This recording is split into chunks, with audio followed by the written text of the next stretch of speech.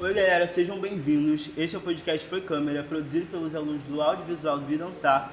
Eu sou Alex Vicente e hoje nós estamos com ele, superintendente do Audiovisual SESC RJ, escritor, produtor e criador do projeto Samba Menino, Rafael Moreira. Seja bem-vindo, Rafael.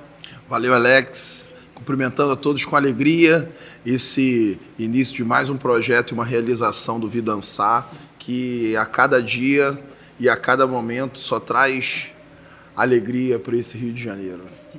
Para começar o nosso podcast, eu gostaria que você começasse falando qual a função da SESC, principalmente no meio do audiovisual, como funciona. Bom, seguinte, a Superintendência do Audiovisual, assim como as outras superintendências que existem na Secretaria de Cultura do Estado, elas existem para trabalhar a política pública de cada segmento. Então, lá na SESC nós temos a Superintendência de Artes, que são de diversos segmentos, né? Música, dança, teatro, enfim, folclore, diversas. Temos a Superintendência de Museus, temos a Superintendência de Leitura e Conhecimento e a Superintendência do Audiovisual. Cada superintendência dessa, ela é a ponta da secretaria, ela é o elo entre o poder público e a sociedade civil. Cada superintendência dessa tem por objetivo e por função fazer falar com a sociedade civil, falar com o público, com a população, para entender a demanda, trazer para dentro da administração pública e viabilizar as ações necessárias que foram identificadas ali fora. Rafael, você esteve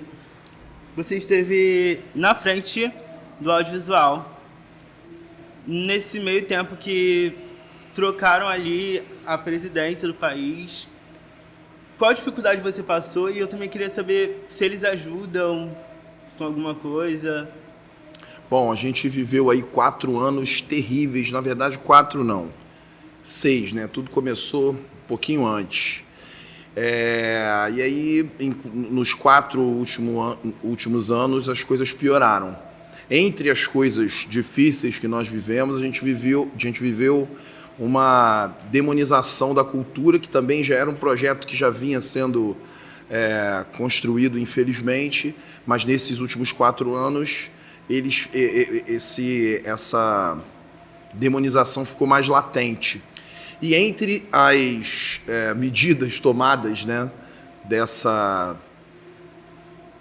atitude bem cruel com a cultura, a gente teve uma retenção de recursos, e um desses recursos, vou falar especificamente do audiovisual, né, um desses recursos foi um recurso que ele é recolhido por uma contribuição chamada Condecine, que é uma contribuição como se fosse um imposto, né, recolhido por toda a obra audiovisual produzida e comercializada no Brasil.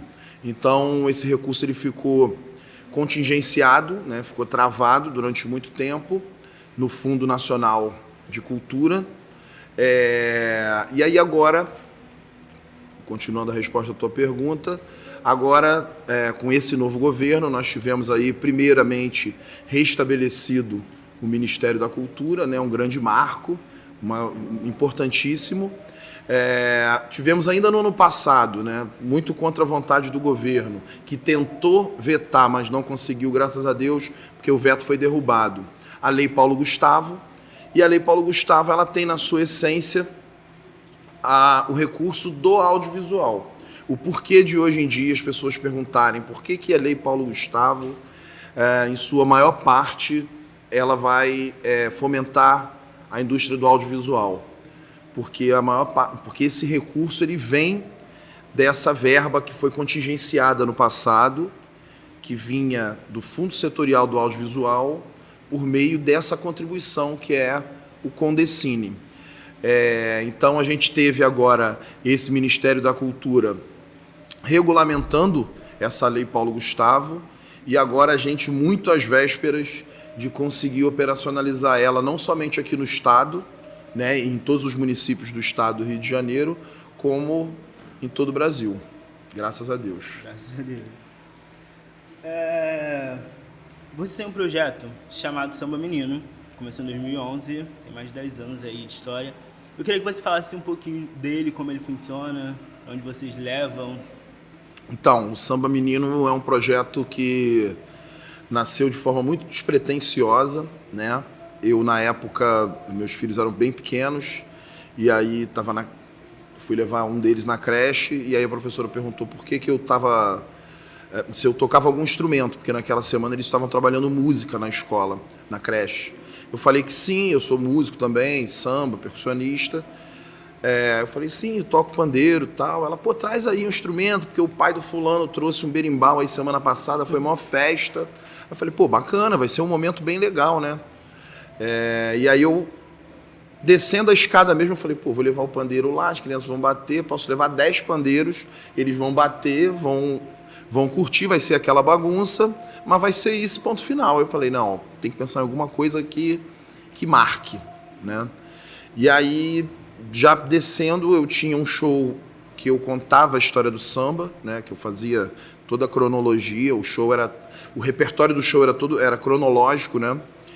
E aí eu falei, pô, vou tentar adaptar isso para contar a história do samba para as crianças. Só que não adianta eu, Rafael, contar a história, eu preciso ter um interlocutor aí, preciso ter um personagem. E aí eu criei o personagem do Samba Menino.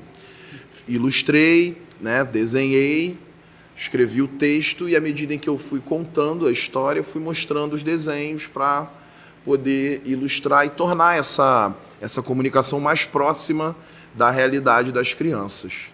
Você tem, acho que 2 livros sobre o Samba Menino. Isso. Fala um pouco sobre eles, o que você fala. Então, aí depois disso, essas ilustrações e esse texto que eu escrevi, eu juntei e olhando assim, eu montei a boneca de um livro.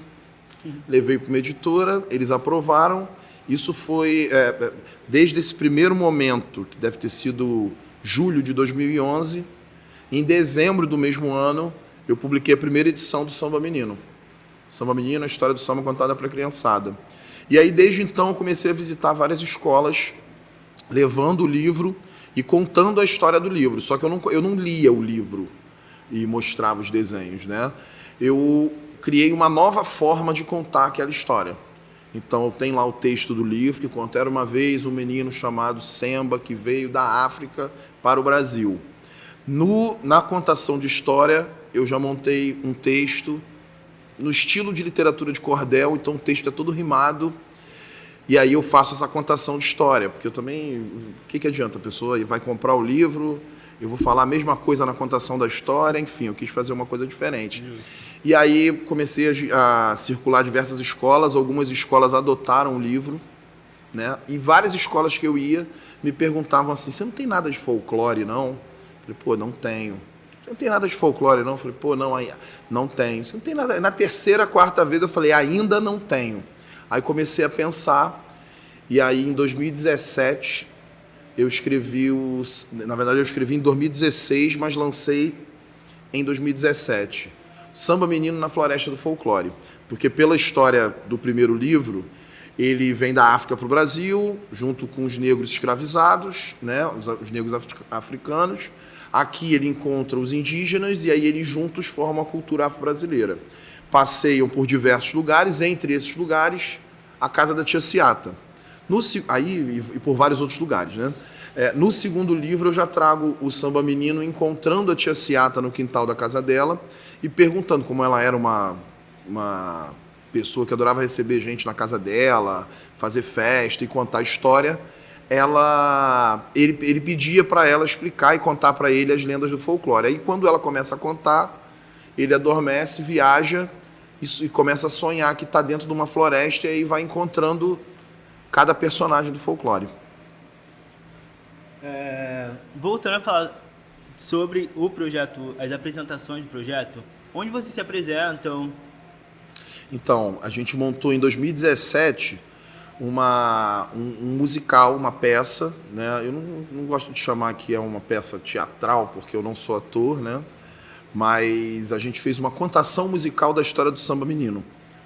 E aí abriu um edital que, naquela época, né, nós tínhamos ainda a Caixa Cultural bombando, e aí a gente inscreveu o projeto de Samba Menino para fazer uma temporada na Caixa Cultural, ganhou, e a gente inscreveu em 2016. E aí em 2016 ainda existia, acho que ainda existia o Ministério da Cultura. E aí a Caixa Cultural ainda estava operando, né? E aí a gente fizemos uma temporada em fevereiro de 2017 na Caixa Cultural, essa peça de teatro, e eu comecei a circular essa peça por vários lugares, vários SESCs, fui a muito mais escolas, devo ter ido já a mais de 150 escolas, né? Espalhadas assim pelo município do Rio, principalmente, em outros municípios do Rio e até fora do estado, né? Teve uma escola do interior da Bahia, lá de Feira de Santana, chamada João Paulo I, fantástica escola, que 5 anos consecutivos, adotava meu livro, me levava lá para eu poder encontrar as crianças, fazer essa contação de história lá. Enfim, aí hoje em dia eu tenho feito muito trabalho em escolas, muito também por conta e esse trabalho que eu tenho feito em escolas, essa contação de história, essa sugestão de adoção do livro e trabalho da temática da cultura afro-brasileira nas escolas, eu tenho feito paralelo ao trabalho que eu faço na secretaria. Então, eu não tenho me dedicado tanto ao outro formato, que é o formato da circulação da peça, mas por falta de tempo. Mas, agora, aproveitando, a gente está com um edital esse ano, não é coincidência, né? Mas tivemos o restabelecimento do Ministério da Cultura, o restabelecimento de um governo democrático, justo. Nós tivemos a volta da política da Caixa Cultural. Então, o edital da Caixa Cultural, por exemplo, está aberto agora até o dia 31. Então, é mais uma possibilidade aí que estou avaliando para ver se a gente consegue circular de novo essa peça. Vocês têm projetos, vocês da SESC, ou até de outros governos, tem projetos aqui no Complexo ou em outras periferias?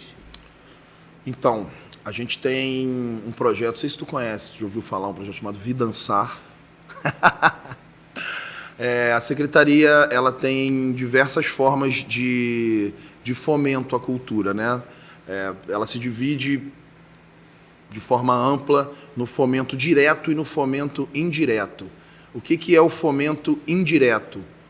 É aquela política pública que envolve o fazedor de cultura, o órgão público e mais um agente aí, que é o patrocinador. Que é o patrocinador que vai usar uma parte do imposto que ela paga para patrocinar aquele projeto. E aí são 3 atores envolvidos, né? O fazedor, o patrocinador e o poder público. Sim. Então, o imposto que o patrocinador paga para o poder público, ele pode direcionar para o fazedor de cultura. Esse é o fomento indireto. Ele existe não somente no Rio, mas em vários estados do Brasil, na esfera municipal e na esfera estadual. Então, a gente tem, no município do Rio de Janeiro, a lei do ISS, que é quando as empresas que pagam esse imposto usam uma parte para patrocinar projetos. Quem capitaneia esse mecanismo é a Secretaria Municipal de Cultura, Prefeitura do Rio. Nós temos a lei do ICMS, que quem opera é o Estado, a SESC. As empresas que pagam o ICMS no Estado do Rio de Janeiro podem direcionar uma parte desse imposto que elas pagam para patrocinar ações. E temos a esfera federal, que é o imposto de renda. As empresas que pagam este imposto podem direcionar uma parte do valor que elas pagam para patrocinar projetos. Quem capitaneia e gerencia é graças a Deus, Ministério da Cultura. E é a famosíssima Lei Rouanet. Isso aí eu falei de fomento indireto, né? Desculpa.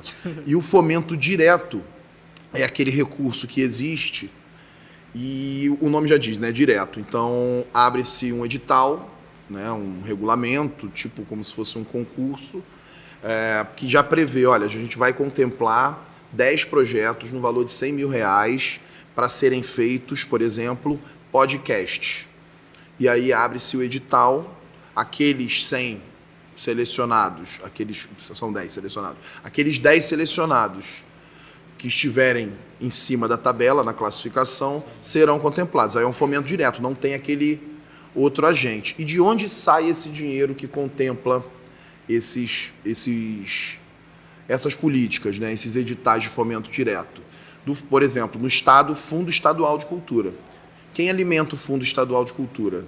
Aí a gente vai lá no fomento indireto. Todo projeto que é patrocinado pelo fomento indireto, pela lei do ICMS, quando o patrocinador patrocina ele precisa patrocinar o projeto e depositar uma parte no Fundo Estadual de Cultura. Esse valor vai se somando, tipo aquele exemplo que eu dei da contribuição da Condecine. Toda obra paga essa contribuição, esse valor é um fundo, né? Esse valor vai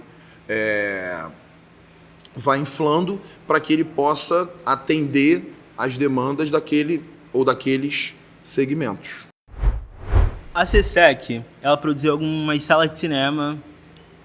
Como funciona esse projeto? Como ele começou? Como ele está hoje? Então, a gente tem duas frentes em relação a salas de exibição no estado do Rio de Janeiro. A gente tem um projeto chamado Cinemais, que é um projeto incentivado pela Lei Estadual de Incentivo à Cultura, que é a lei do ICMS, por meio de um patrocínio de uma empresa chamada Enel. Então, essa empresa usa uma parte do imposto que ela paga para poder patrocinar esse projeto. E o que é o Cinemais? É a construção de 5 salas multifuncionais de exibição em 5 municípios do estado do Rio de Janeiro. São eles Itaocara, Casimiro de Abreu, Guapimirim, Paraty e Areal. Então essas 5 cidades têm uma sala nova construída de exibição, cadeira de cinema, tal. É tipo um cinema mesmo, mas ela não funciona só como uma sala de exibição, né? Ela é uma sala que vai exibir filmes independentes, ela é uma sala que abriga também outras linguagens culturais, como dança, teatro, música e diversas outras. E é uma sala que o acesso a ela é gratuito. Então, isso é uma coisa muito bacana. Sim. Além dessas 5 salas de exibição dos Cinemais, nós temos um outro projeto chamado Cinema da Cidade. Esse Cinema da Cidade é um convênio que a Secretaria de Estado de Cultura tem com a Ancine, que é a Agência Nacional de Cinema, que é um órgão federal. Esse convênio ele existe, ele integra. Esse Cinema da Cidade ele está dentro de um outro projeto chamado Cinema para Todos, que é um projeto do governo federal antigo, de mais de 10 anos atrás, tá? E o Cinema da Cidade ele tem por objetivo construir complexos cinematográficos e não só salas de exibição. Complexos cinematográficos em cidades de pequeno e médio porte. Então, a gente é um projeto de nível nacional, ou seja, o governo federal disponibilizou recurso para todos os estados do país executarem o Cinema da Cidade. E em 11 anos de projeto construído, elaborado e recurso destinado, a gente não teve nenhuma entrega no Brasil inteiro. Teremos a primeira entrega ainda esse semestre no cinema de Miracema. O governo do Estado do Rio de Janeiro, por meio da CESEC, da Secretaria de Estado de Cultura e Economia Criativa do Rio, vai entregar a primeira sala de cinema do programa Cinema da Cidade no município de Miracema. Na verdade, não é só simplesmente uma sala de cinema, é um complexo cinematográfico. Sim. Então, cada complexo desse é construído num terreno que nada existe. Então, ele é levantado ali aquela caixa, né? São 2 salas de cinema, uma 2D, outra 3D. Quem vai operar esse cinema é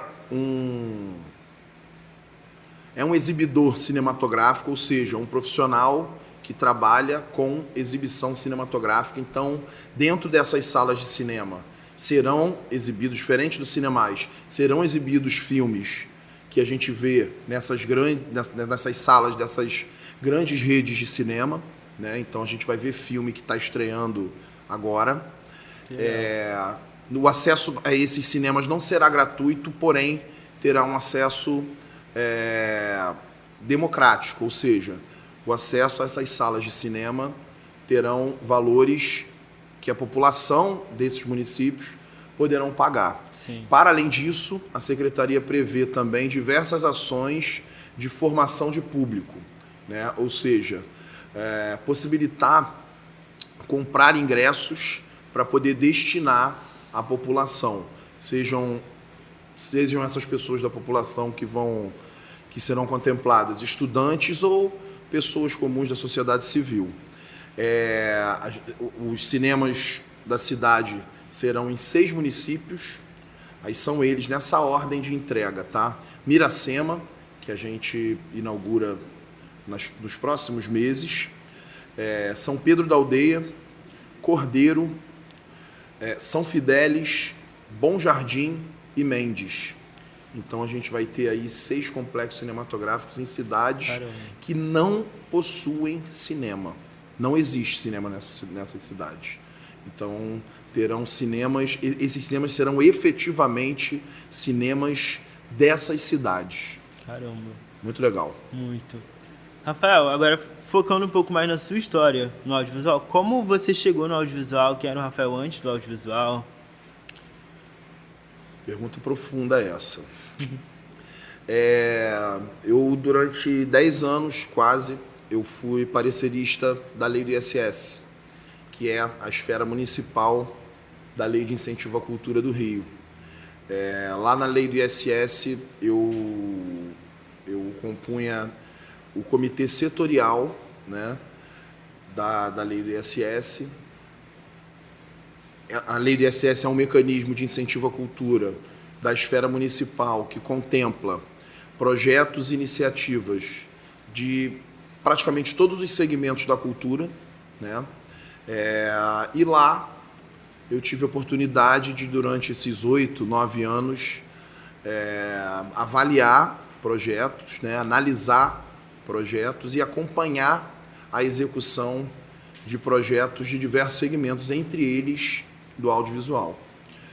Chego na CSEC em 2022, né, no início de 2022, com esse desafio de atuar especificamente no audiovisual e realmente para mim é a abertura de um portal, assim, porque o audiovisual é uma linguagem da cultura que envolve diversas outras.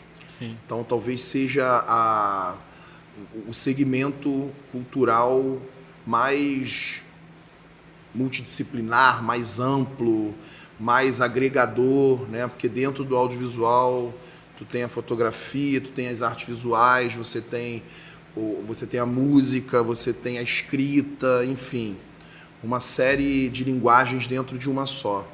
Então, poder estar aqui, inclusive, participando desse projeto maravilhoso que é o Vidansar, desse braço do Vidansar, né, do audiovisual, dessa formação audiovisual, e participar desse podcast aqui, para mim é uma alegria tremenda, é como se fosse realmente uma coroação a esse portal que eu adentrei no início do ano passado. Era um sonho entrar no audiovisual? Não era um sonho, não. Mas eu posso dizer a você, sem hipocrisia, que eu tenho vivido assim momentos bem incríveis, sabe? De novo, desculpa ser repetitivo, mas esse aqui é um deles. Que bom, então. Você já produziu algum filme? Ih, rapaz, agora eu falo. Bom, produzir não, eu atuei, na verdade. Produzi também. Antes de ser da CSEC, a gente viveu a pandemia, né? E aí tivemos os recursos da Lei Aldir Blanc operacionalizados nos municípios, né? E nos estados. Aqui não foi diferente. Eu, na época, estava no município do Rio de Janeiro, fui coordenador de fomento na Secretaria Municipal de Cultura no ano de 2020, que foi quando a gente operacionalizou a Lei Aldir Blanc, que foi uma lei emergencial, semelhante à Lei Paulo Gustavo, né? Mas daquele momento. E eu inscrevi um projeto no Estado, que abriu um edital chamado Cultura Presente nas Redes. E aí eu tinha uma ideia, de novo, voltando a falar de samba, né? Da história do samba e tal. Eu resgatei o meu roteiro lá de trás, que foi a base para aquela apresentação do Samba Menino que eu fiz a adaptação para o infantil. Aí eu resgatei esse roteiro lá de trás para poder fazer um curta-metragem chamado Eu Sou o Samba, a história do samba contada por ele mesmo. E aí eu chamei um amigo para arredondar o roteiro, enfim, criar, né, mais em cima, um outro amigo para dirigir, uma amiga para poder fazer a produção de figurino, a produção de arte. E aí a gente filmou na pandemia Eu Sou o Samba, a história do samba contada para ele mesmo. E aí vocês podem assistir aí e avaliar. Pode dar nota lá e comentar. Vou assistir. Mas a história é interessante. Não leva em consideração a minha atuação, não, que eu falei já disso no início. Não sou ator. Eu queria que você desse um conselho para ela, olhasse para essa câmera aqui, desse um conselho que pudesse motivacionar real a galera que está assistindo. Então, queria dizer para vocês que a cultura e a arte, elas transformam uma pessoa, elas transformam um grupo, elas transformam uma família, elas transformam uma sociedade. E a gente absorvendo essas duas práticas na idade em que vocês, a maioria das pessoas que estão assistindo, na idade em que vocês estão absorvendo esses dois ofícios, eu acho que vocês dão às pessoas que convivem no mundo que vocês estão vivendo, elas terão uma esperança muito maior.